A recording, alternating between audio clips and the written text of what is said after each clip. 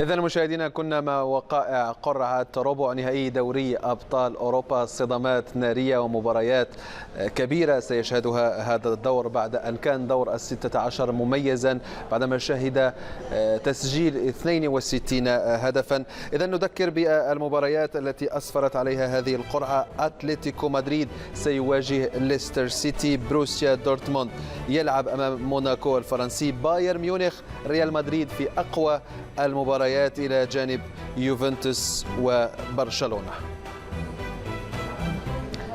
إذا نرحب من جديد مشاهدينا بضيفي وضيفكم الكابتن طارق ذياب محلل قنوات بين سبورتس. تعليق على هذه القرعة؟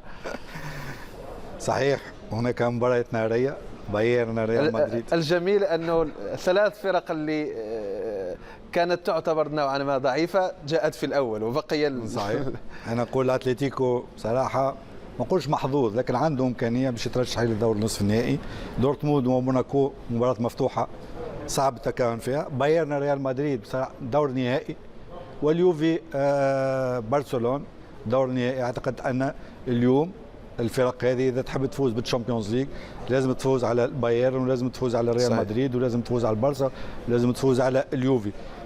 هل أنصفت القرعة الفرق الكبرى؟ لكن أنا نقول هذه هي كرة القدم وهذه هي القرعة اليوم. وأنت أفضل لك لما توصل دور نصف النهائي تلقى دورتموند أو موناكو، صحيح، ممكن تلقى ليستر سيتي. ولهذا أعتقد أن اليوم القرعة ما أنصفتكش، ممكن في الدور النصف النهائي. لكن المشكلة الكبيرة أن ما زالوا عندنا شهرين تقريبا.